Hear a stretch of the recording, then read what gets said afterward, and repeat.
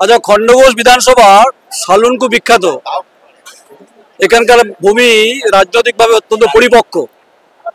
বামপন্থীর এক সময় ছিল, আবার আছে। তার আজকে বিপ্লবী বটুকেশ্বর দত্তের জন্মভিটা থেকে তারা শপথ নিয়েছেন, মিছিল করেছেন। মীনাক্ষী মুখার্জি ছিল, মিছিলে ছিল, আবাস রায়চৌধুরী ছিল, ধ্রুবজ্যোতি ছিল, অয়নাংশু ছিল। এই বটগাছের তলায় মীনাক্ষী মুখার্জি বাম নেত্রীকে পেয়েছি। অনেকটা হেঁটেছে, অনেক ক্লান্ত হয়েছে, অনেকটা হাঁটলেন সেই ওয়ারি গ্রাম থেকে সালুন পর্যন্ত। বিপ্লবের মাটি কার্যত রিক্ত সিক্ত হওয়ার কথা, কার্যত দুর্নীতিতে পরিণত হয়েছে। সরকার চেয়েছে তাই। প্রশাসন এবং সরকার যখন দুর্নীতিগ্রস্তদের হাত শক্ত করে ধরে, তখন আপনার মাটি হোক, আমার মাটি হোক, আর বটুকেশ্বর দত্তের মাটি হোক, দুর্নীতিতেই নিমজ্জিত হবে। সরকার না চাইলে হতো না। আর সরকার যে এরকমটা করবে তার জন্য বটুকেশ্বর দত্ত, ভগৎ সিংরা প্রাণ দেননি। মুখ্যমন্ত্রী মমতা বন্দ্যোপাধ্যায় বিধানসভা এবারে 4 সেপ্টেম্বর বলেছেন তিনি বটুকেশ্বর দত্তের ভিটা তিনি তৈরি করে দিয়েছেন। আমার কাছে ইনফরমেশন বামপন্থীরা করেছে, উনি কিছুটা ইট গেঁথেছেন। কেন্দ্র ও রাজ্যের এদিকে নজর নেই, কারণ বিপ্লবী বটুকেশ্বর দত্তের ভূমিকা, ভগৎ সিং এর ভূমিকা তারা ইতিহাস ভুলিয়ে দিচ্ছে। প্রথম কথা, মমতা ব্যানার্জি করেছে না পশ্চিমবঙ্গ রাজ্য সরকার করেছে? আসল কথা, আজকাল আমাদের শব্দ বাক্য, আমরা যা কথা বলি সেগুলো আমরা ওরা যেমন চাই সেরকম বলি। মমতা ব্যানার্জির তো নিজস্ব তার তো কোনো আর্থিক সম্পত্তি দিয়ে করছেন না। তাহলে পশ্চিমবঙ্গ রাজ্য সরকার, পশ্চিমবঙ্গের যারা এই মাটিতে ছিলেন এবং স্বাধীনতা সংগ্রামে লড়েছেন, তাদের বাড়ি, তাদের স্মৃতি, তাদের যা ঐতিহ্য আছে সেটাকে সংরক্ষণ করবেন, এটাই তো স্বাভাবিক।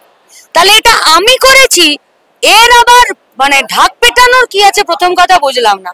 আর দ্বিতীয় কথা হলো, যদি দেশের সরকার বলেন, তো ভারতবর্ষের ইতিহাসে যাদের কোনো রকমের ভূমিকা নেই, ব্রিটিশ বিরোধী সংগ্রামে, মানুষের বেঁচে থাকার সংগ্রামে, তারা ভারতবর্ষের ইতিহাসকে সংরক্ষিত করবেন, তারা ভারতবর্ষের ইতিহাসকে ভবিষ্যতের জন্য যত্ন করে রাখবেন, এটা আশা করাটাই ভুল।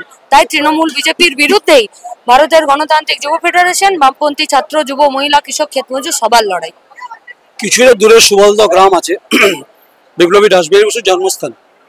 এবারও মুখ্যমন্ত্রী 4 সেপ্টেম্বর বিশেষ অধিবেশনে বলেছেন যে আইনে তিনি প্রতিষ্ঠা করেছেন নেতাজি সুভাষচন্দ্র বোস। ইতিহাস ভোলাচ্ছেন, কারণ আইনে প্রতিষ্ঠা রাসবিহারী বোস।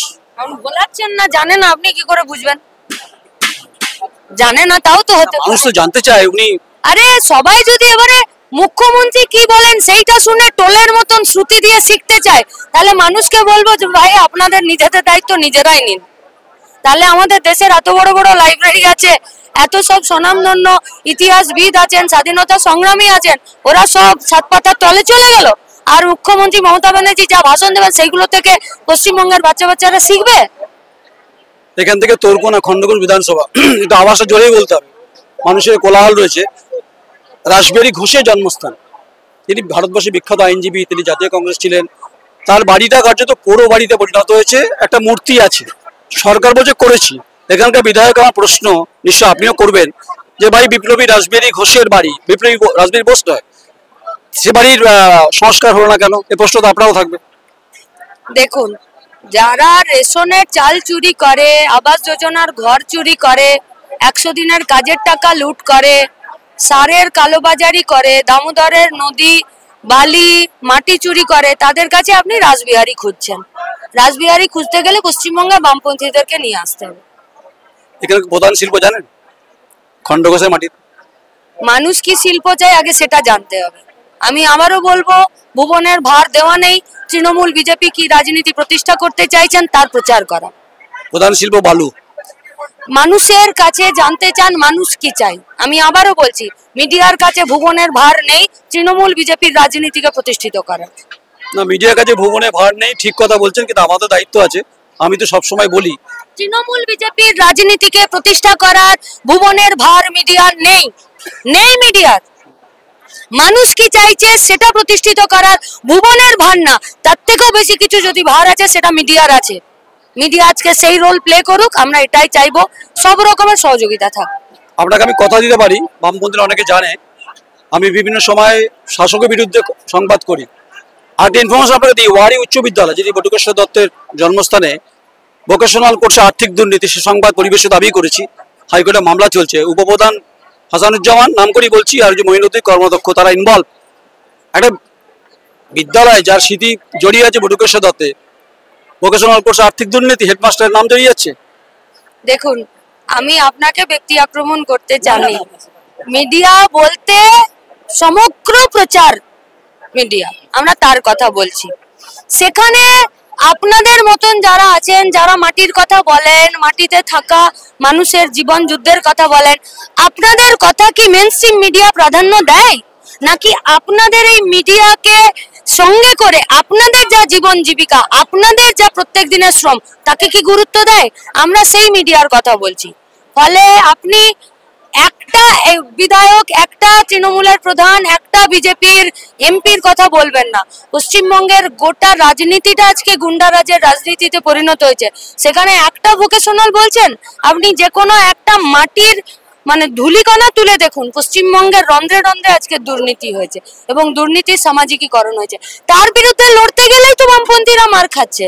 এই যেখানে বসে আছেন খণ্ডঘোষ, রায়না, ওদিকে আরামবাগ, কতুলপুর, ইন্দাস, এখানকার অতীত ইতিহাস বামপন্থীরা এই 2011-7 থেকে শুরু করে 16-21 পর্যন্ত এখানকার ইতিহাস আমরা ভুলে যাব? নাকি আপনারা ভুলে যাবেন? নাকি পুলিশের খাতা থেকে সেই ইতিহাস চলে যাবে? নাকি এখনো পর্যন্ত বিচারালয়ে যে গাদা গাদা ফাইল পড়ে আছে আমাদের কর্মীদের, কমরেডদের, সাধারণ মানুষের বিরুদ্ধে মিথ্যে মামলার, সেগুলো সব মিথ্যে হয়ে যাবে? মিনাক্ষী, আপনি ঠিক বলছেন। গদি মিডিয়ার সঙ্গে আমি কম্পেয়ার করবো না। আমি গদি মিডিয়া নই, আমি স্বতন্ত্র, স্বাধীনতা, গণতন্ত্রের পক্ষে কথা বলি। গোটাটার কথা বললাম, যেখানে আপনারা একটু নিজেদের সিট দ্বারা সোজা রেখে কাজ করতে চান, আজকে আপনারাও কাজ করতে পারছেন না। এখানে কৃষকের দামের, ফসলের দাম, কিষাণ মান্ডিতে কার্যত গোবিচরণ ক্ষেত্র, বিধায়ক বলছে অনেক কিছু করেছি 5 বছরে। কিষাণ মান্ডিকে বলে দিন যে কিছু ফোড়ে আর দালালদের মান্ডি, ওটাকে আর কিষাণ মান্ডি বলবেন না, ওটা দালাল আর ফোড়েদের মান্ডিতে পরিণত হয়েছে। অনেক ধন্যবাদ। মীনাক্ষীকে আমি চিনি, মীনাক্ষী মুখার্জি এখন বাম নেত্রী, লড়াকু নেত্রী। আমি ক্যাপ্টেন বলবো না তাকে। রোদে রিক্ত সিক্ত হওয়া, স্নিগ্ধতা আছে, তার মধ্যে তেজও আছে। আজকে তেজ আছে বটগাছের তলায় না, আজকে মীনাক্ষী শান্ত। অধিকারের প্রশ্নে লড়াই থাকবে। আর স্বতন্ত্র, স্বাধীনতার পক্ষে নয়ন রায় বরাবরই বলছে, বলবে। ওয়ারি উচ্চ বিদ্যালয়ের দুর্নীতি পর্দাফাঁস যেমন হয়েছে, আরো হবে। বর্ধমান বিশ্ববিদ্যালয় আছেই আছে। আপনার সঙ্গে থাকুন। মীনাক্ষী, একটু লাইক দা কোয়েরি প্ল্যাটফর্মটাকে মানুষ লাইক করুক। আমরা তো গণতন্ত্রের কথা বলছি। আপনি মানুষের কথা বললে মানুষ আপনার কাছে ছুটে যাবে। আপনার যাত্রাপথের জন্য আমাদের ডিওয়াইফাই শুভেচ্ছা রইল। এটা অনেক বড় प्राप्ति। भाई जोर से दबाइए लाइक, कम से कम दाने हाथ से दबाइए, टूट भी जाए फिर दबाइए, बाएं हाथ से भी दबाइए। और जहाँ पर देश की बात है हम तो बोलते रहेंगे, इसमें कोई वो अच्छी हिंदी बोल लेते।